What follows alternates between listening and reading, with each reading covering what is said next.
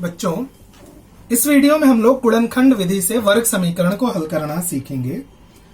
तो गुणनखंड विधि से किसी भी वर्ग समीकरण को हल करने के लिए क्या करते हैं, यदि कोई एक वर्ग समीकरण क्वाड्रेटिक इक्वेशन जैसे x square minus 4x minus 5 यह एक वर्ग समीकरण है और x इक्वस टू 5 और x इक्वस टू -1 इसके एक हल है, तो हम कह सकते हैं कि x माइनस 5 और x प्लस 1 इस समीकरण का एक ये गुणनखंड होंगे, जो दिए गए समीकरण का गुणनखंड होंगे। तो अगर हमें वर्ग समीकरण प्राप्त है और उनको हम गुणनखंड के रूप में खंड के रूप में प्राप्त करते हैं, तो इससे गुणनखंड विधि से वर्ग समीकरण हल करना कहा जाता है। तो अगर हम x इक्वस टू 5 और x माइनस 1 दिए गए इस वर्ग समीकरण का एक हल है, तो हम x square minus 4x minus 5 को x minus 5 into x plus 1 के रूप में भी लिख सकते हैं। तो ये इनके क्या कहलाएंगे, एक गुणनखंड कहलाएंगे। तो यदि कह रहा है कि दो संख्याएं हैं, तो दो संख्याओं का गुणनफल यदि शून्य होता है, तो उन दोनों संख्याओं में से कम एक संख्या शून्य होती है। यह वर्ग समीकरण का मेन मुख्य जो है काज होता है, मुख्य कारक होता है। आते हैं हम एक्सरसाइज 2.2 एक्सरसाइज 2.2 पे आते हैं हम, और एक्सरसाइज 2.2 के क्वेश्चंस को हम फैक्टराइजेशन मेथड, वर्ग समीकरण मेथड, गुणनखंड मेथड से उसको हम हल करेंगे। पहले क्वेश्चन का जो पहला सब क्वेश्चन है उसको हम देखते हैं। क्या है क्वेश्चन? एक्स वर्ग x square minus 15x plus 54 equals to 0। ऐसी संख्याओं को जब हम हल करते हैं बच्चों, तो क्या करते हैं, पहली संख्या जो वर्ग वाली संख्या है उसका जो गुणांक है और जो तीसरी संख्या है उनका आपस में हम गुणा करते हैं।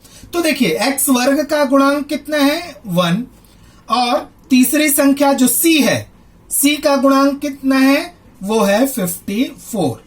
तो 1 इंटू 54 इक्वस टू 54।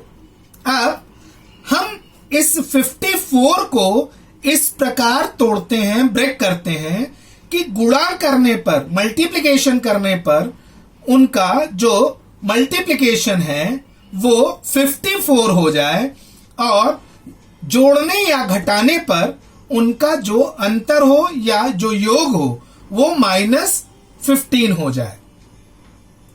तो अब हम देखते हैं कि 54 में किन संख्याओं से गुणा कर सकते हैं। तो हम देखते हैं कि 9 इंटू 6 इक्वस टू 54, 9 छक्के 54, 9 6 15। अब यहां पे संख्या क्या है, माइनस है। संख्या माइनस है, इसका मतलब है कि अगर हम इन संख्याओं को -9 -6 ले लें, तो भी हमारा जो मल्टीप्लिकेशन हो इन दोनों का, गुणनखंड है, वो कितना हो जाएगा 54।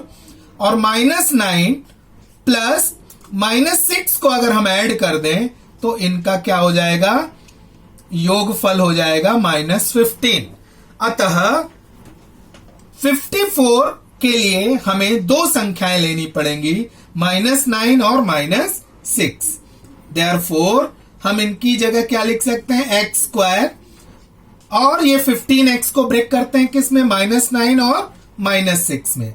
तो -9x minus 6x plus 54 equals to 0।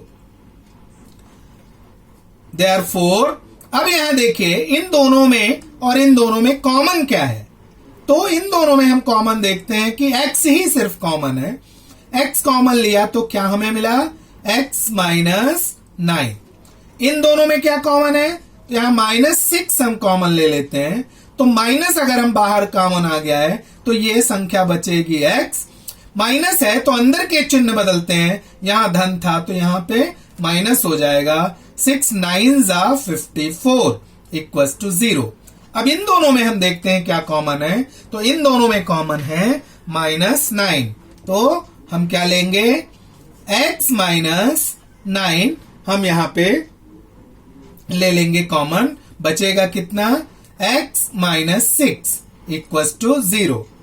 अब जो हमारे पास ये दो संख्याएं आई हैं, तो अब इनको हम देखेंगे कि if x minus 9 equal to 0 then x equal to 9 and if x minus 6 equals to 0, then x equals to 6.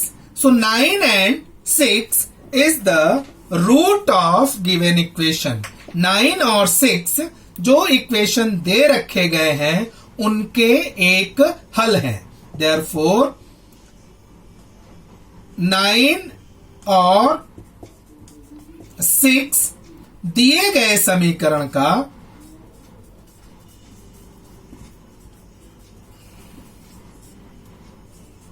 के हल है। इसी तरीके से अब हम दूसरा क्वेश्चन ले लेते हैं। सेकंड क्वेश्चन इसी सेम एक्सरसाइज का फर्स्ट क्वेश्चन का सेकंड सब क्वेश्चन है। दूसरा है x square plus x minus 20 equal to 0। मैंने अभी पहले वाले क्वेश्चन में क्या बताया था कि पहली संख्या जो वर्ग वाली जो चरांक है उसका गुणांक, तो यहां पे भी उसका गुणांक कितना है 1। c कितना है यहां पे -20, तो इनका गुणनखंड कितना हो जाएगा, गुणांक कितना हो जाएगा 20 1 20 -20।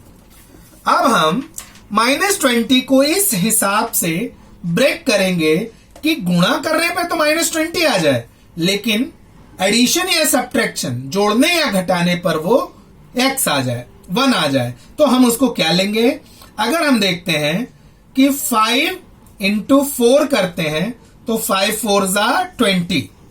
अब 5 4 20 हो गया, लेकिन हमें लाना कितना है -20। तो -20 लाने के लिए एक इन दोनों में से निगेटिव होना चाहिए, ऋणात्मक होना चाहिए। तो एक निगेटिव है तो यहां पे पहले चिन्ह देखेंगे, तो यहां पे प्लस का साइन है, तो मतलब बड़ी जो नंबर है वो प्लस में होगा और छोटा नंबर वो माइनस में। तो 5 into -4 equal to -20 and 5 -4 equal to 1।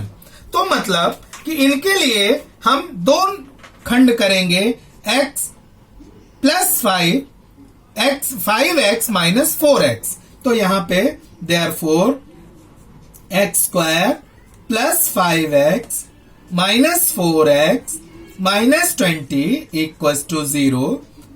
इन दोनों में हम कॉमन देखेंगे, कॉमन क्या हो गया, x प्लस 5 माइनस 4 यहां पे कॉमन हो जाएगा, क्योंकि दोनों नंबर्स में 4 से डिवीजन हो सकता है। तो -4 कॉमन ले लिया है, तो यहां पे साइन माइनस था, ये प्लस हो जाएगा, तो x भी प्लस में हो जाएगा और 4 5 प्लस 5 इक्वल टू 0। अब इन दोनों में हम कॉमन देखेंगे, तो इन दोनों में कॉमन क्या है, x plus 5। So x plus 5 x minus 4 equal to 0। तो अब ये हमें दो फैक्टर मिल गए, x प्लस 5 x माइनस 4।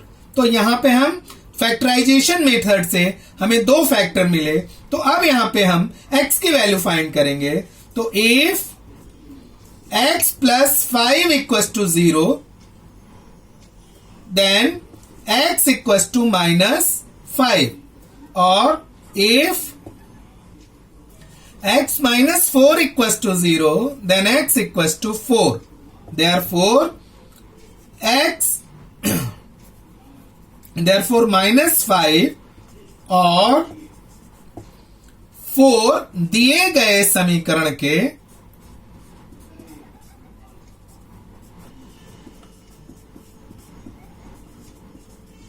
हल हैं।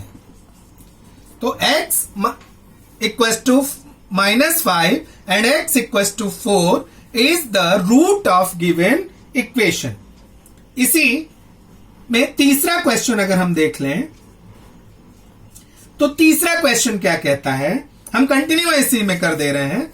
तीसरा क्वेश्चन कहता है 2y² plus 27y plus 13 equals to 0। फिर वही चीज हमें लेना है। यहां देखिए स्क्वायर वाले नंबर के साथ गुणांक क्या है 2 और c कितना है ax² plus bx plus c, तो ये c हुआ। c कितना है 13 2 = 26। अब हमें मिडिल टर्म को इस तरह से ब्रेक करना है कि मल्टीप्लिकेशन करने पर 26 हो जाए, एडिशन या सब्ट्रैक्शन में हमें 27 मिले। तो हम लेंगे 26 इंटू 1 इक्वल्स टू 26 और 26 प्लस 1 इक्वल्स टू 27। तो हमारे पास जो नंबर आ गए वो क्या आ गए, therefore 2y², इसको ब्रेक किया किसमें 26y प्लस y, अगर हम इन दोनों को ऐड कर दें तो 27 हो जाएगा। तो हमारे मानों पे, हमारे वैल्यूज पे कोई अंतर नहीं आएगा। Plus 13 equals to 0। therefore यहां पे हम देखते हैं कि कॉमन क्या है इन दोनों में कॉमन है 2y, तो बचा कितना y प्लस 13। यहां पे क्या कॉमन है, कुछ भी कॉमन नहीं दिख रहा है, तो जहां कुछ नहीं कॉमन दिखता वहां 1 कॉमन हो जाता है। तो y प्लस 13 इक्वल्स टू 0। अब इन दोनों में क्या कॉमन दिख रहा है, y प्लस 13। सो y प्लस 13 एक फैक्टर मिला और दूसरा फैक्टर क्या मिला 2y प्लस 1 इक्वल्स टू 0। मतलब कि जो गिवन हमारा जो दिया हुआ इक्वेशन था 2y² प्लस 27y प्लस 13, उनके दो फैक्टर, दो गुणनखंड मिले। वो कौन कौन से हैं, y प्लस 13, 2y प्लस 1। फिर वही if y plus 13 equals to 0 then y equals to minus 13, और if 2y equals to 2y plus 1 equals to 0 then 2y equals to minus 1 then y equals to minus 1 upon 2। तो इसलिए y equals to minus 13 और y equals to minus 1 upon 2 is the root of given equation. तो minus 13 और minus 1 upon 2 दिए गए समीकरण के हल हैं।